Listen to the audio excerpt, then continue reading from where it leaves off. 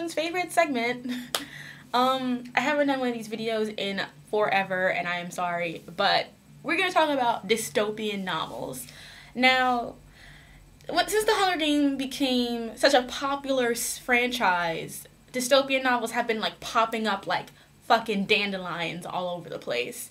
And it's been very interesting reading a lot of these dystopian novels and seeing how many of them, quite frankly, don't understand what a dystopia is or how a dystopia should function.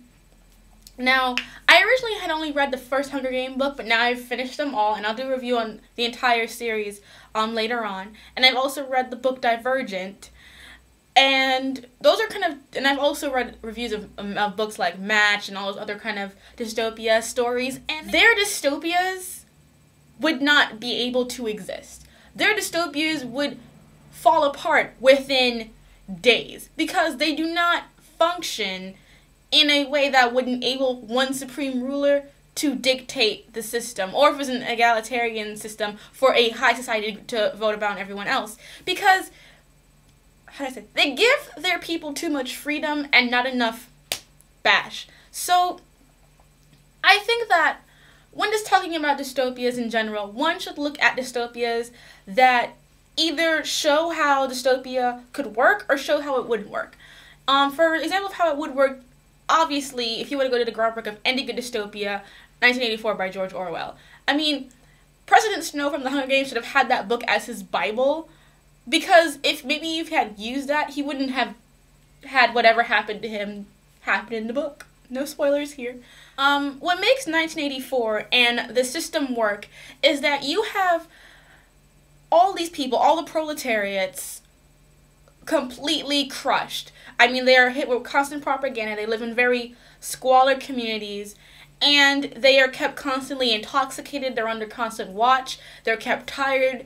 The government has made it so that these people do not have the language in order to communicate their distress, do not have the energy, do not have the brain stimuli, and they do not have the connecting familial ties to breed any sort of collective mentality in order to breed investigation. I mean, I think it's called the 5-minute hate. I haven't read the book in a while, but like the 5-minute hate, where they all concentrate and breed together. They have that kind of mob mentality where they all yell at the screen and yell at all the people who are like traitors and whatnot.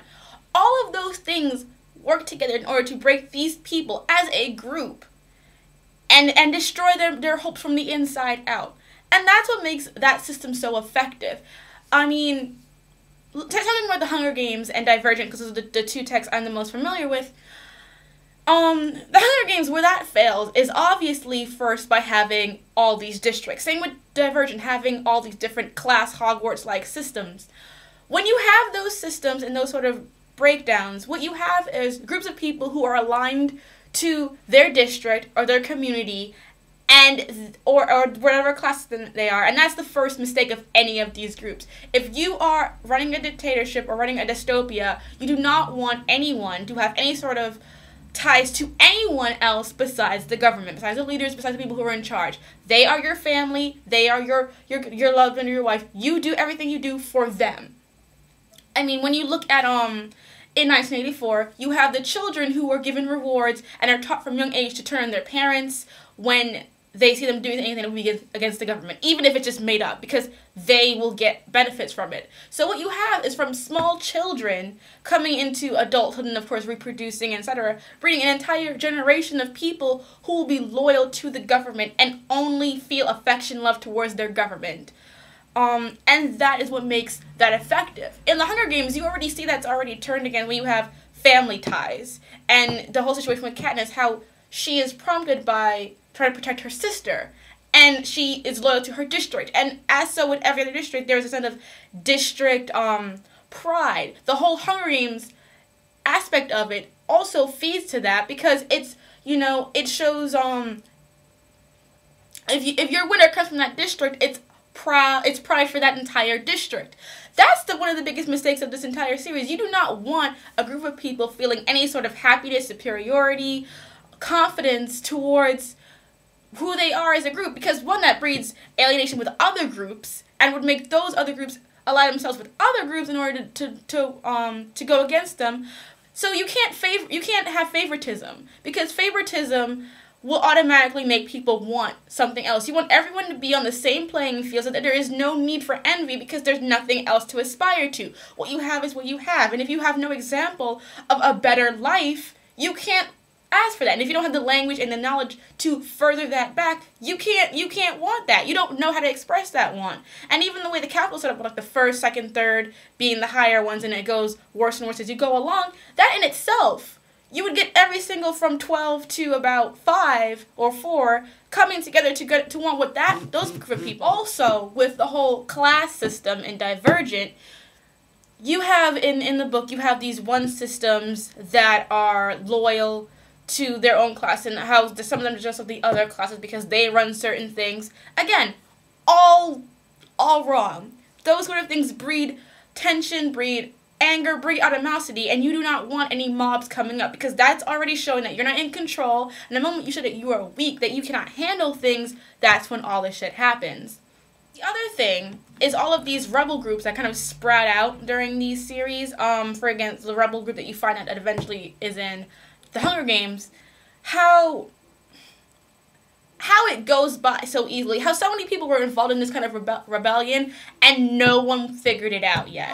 You have the character of O'Brien from 1984, and this might be a spoiler for if you haven't read the book, but O'Brien turns out to be a double agent. But before this time, he's helping the main character, kind of making him believe in this rebellion force, or making him believe in the idea of freedom, making him believe in all these pleasures. And you find out that O'Brien's a double agent. And that's how a good dystopia works. You know that rebellion will happen. Every good dictator, every good dystopian, every good leader knows for a fact that there will be a rebel force somewhere. Your job is to have people that you trust that are completely dedicated to the force who will seek these people out, see the signs, find these people, and destroy them, get rid of them, because you know that's going to happen. You know that there will be rebels, and you need to seek them out, find them, and eliminate them. But you have to be their friend. You have to manipulate them into thinking that, okay, he believes this. Let's use his belief to trick him, get him, and reprogram him into our system. These rebels in these dystopias have these huge, kind of obvious enterprises going on, and it seems kind of ridiculous that no one in charge was prepared for these things to happen. I think one of the this is kind of a spoiler for Mockingjay and Chasing Fire, so if you haven't read those books, just skip the next couple of minutes. But the winners of the Hunger Game tournaments are put in these awful situations. You find out that one of the contestants was pimped out, and a lot of them either turn to drugs or leave very miserable lives. And so, what President Snow does is he creates more rebels by doing that. It's completely ridiculous, because if you want to have the society working the way it was, right? You don't want to have people who you praise as these heroes. You don't want heroes in the first place, which I don't understand then why you have a Hunger Games system. Because to me the idea is so preposterous, because you've already shown in the book that these people are, that they care for their children, they have traditional family values. Therefore, obviously, since you haven't locked them down and not care about their families yet, killing their children would probably not be the best way to make them be submissive. If you kill their children, that's their future. There's no future. What do they have left to lose, dumbass? But even so, you have these people who win, young people. So these people are going to be alive for a while. You treat them like garbage, and you treat them like garbage and put them back in their district? You should take all these people, bring them to the capital, and have them denounce all, ties to their district, so that even if you want to treat them miserably and torture them and torment them, you're doing it on your grounds where no one else can see them and no one else will know about it. Anyone can figure out what's going to happen to like Haymitch and all the other people, because they're doing it in their district, in their homes. It's inconceivable that these people would not have people come together, all these, 4 people who are alive and have dealt with this thing, for them not to come together and start a rebel force. And for President Snow to not have, stuff ready for that, to already quash that while it's happening is inconceivable. It's ridiculous. It would not function. And that's one of the things you have to realize when you're writing a dystopia. These people, if they've had these governments running for years, they are smart, they're educated, they know how to crush the morale of people. The other aspect is when you concentrate in a dystopia of eliminating a certain emotion, like happiness or love, or try to make it so you have to be fertile at a certain time. As the kind of like counter for this, we'll use The Handmaid's Tale by Margaret Atwood. The whole thing about The Handmaid's Tale is that it's a society where there's been a lot of, reproductive issues, so that they have certain women, and women don't work. There's a lot of people who were alienated. They took away their money, whatever. And so you have white men in charge. Everyone else is kind of kicked out. And then you have white women who either roll as wives or as concubines who have to go from home to home, and they have 3 tries to like get pregnant, and then if they have a healthy child, they are praised and whatever, and they can survive. And if they don't, they are eventually killed. The whole thing that you realize at the end of the story is that that concept and that idea is ridiculous, and therefore the society would not be able to survive that long. And that's what's said in the book, because in this dystopia, it's been happening for 7 years, and I think it gets squashed years after, because you're dealing with kicking away a huge portion of the economy, and you also are creating a subservient faction of half the population of that left over, because there are more women than men anyway.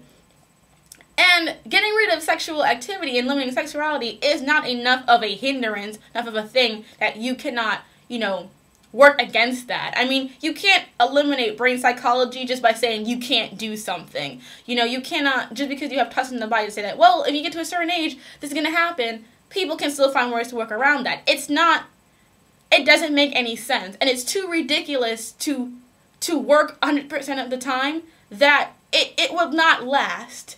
And so the thing about The Handmaid's Tale is it's written and the ending to be like, oh, this would not function. Whereas the issue with some of these other new dystopias is that we're supposed to believe that this could actually happen, this is a functioning thing, and then these dystopias wouldn't get like annihilated in like 5 minutes. Because you can't have love. Whatever, like that's really going to be the thing that's going to keep all these people in control, because they can't feel love, they can't marry who they want. I mean, you could go underground, there are ways to work around that. It's not something so psychologically set in stone that these people would be like, no, we can't do this anymore, no! It's not going to happen, it doesn't work. And that's kind of like my whole issue with these modern day dystopias. They do not work. And the moment your dystopia no longer makes any sense, your entire book goes to shit. I mean, you cannot have a serious dystopian fiction without having a real dystopia. You have to have a dystopia that makes sense, that functions. I mean, take Battle Royale, for example.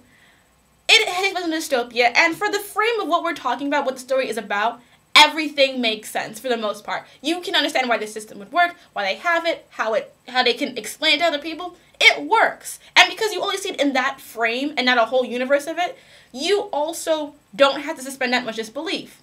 However, with the Hunger Games book 1, it's a stupid framework, but in the frame of just that first book, you can kind of suspend disbelief for that. However, once we expand past that and find out what all the things that we've been doing to everybody else, it becomes more and more inconceivable. So if you do want to do a dystopia, but you only want to focus on one certain kind of story or idea, make your frame dystopia make sense for the story that you are telling. The background information, if you don't need to know it and it doesn't hinge on the plot itself, don't bring it up. Because if it doesn't make any fucking sense, people will notice and it will ruin the entire story. If you can make the frame of what your story's about make sense and explain away those plot holes for just that, what you're telling the story, nothing beyond that, it'll still work. Because you're still explaining why what you're talking about in your story is allowed to happen. If you want to get into like the history and the background and all the other laws and bullshit that will not make any sense, don't do it. If you cannot expand your story to make sure that everything makes sense, the fact that if you cannot explain away why this dystopia has lasted for so long in an in-depth way, but you can explain it for what you want to talk about, just do it for what you want to talk about. And that's the biggest thing. So what I say about doing dystopias, to basically sum up what I've been talking about this whole video, your leader has to make sense. Your laws have to make sense. You have to really show me that people's spirits are being crushed. You cannot have the leader of your rebel forces be so blatant. I mean, you can tell a rebel group should be here. There should be a double agent. There should be people involved who can work against these people, to betray these people, because that's what makes sense. And most importantly, if your dystopia is based on an emotion or just one aspect of human life, like one psychological thing or one fertility thing, don't be afraid to make your dystopia ridiculous then. If what you're talking about doesn't really make that much sense, you can make it a new dystopia. It doesn't have to be something that's been around for like 70-something fucking years. It could be something that's only been around for 7 or 5 or 10. But don't try to prove to me that your dystopia has last 100 or 75 years based on this little bullshit laws, because I know for sure I'd be like Katniss up in this bitch too. I'd be like, whatever, you can't keep me down with this. So your dystopia has to make sense. I mean, dystopias are also kind of more speculative fiction than science fiction, so it has to make sense. It has to make sense in how humanity would work, economics would work. I mean, you can't just have a story like, we are only the continent of North America survived. Inconceivable. It's an inconceivable concept. So think before you write these stories down, because it's more than just your idea. You're creating an entire universe, world, framework that is both based on our world and your imagination. So keep our world in perspective and human spirit. I mean, how much longer can people be put down before they rebel? And if you know they're going to rebel, how do you break them down so much that they don't want to rebel?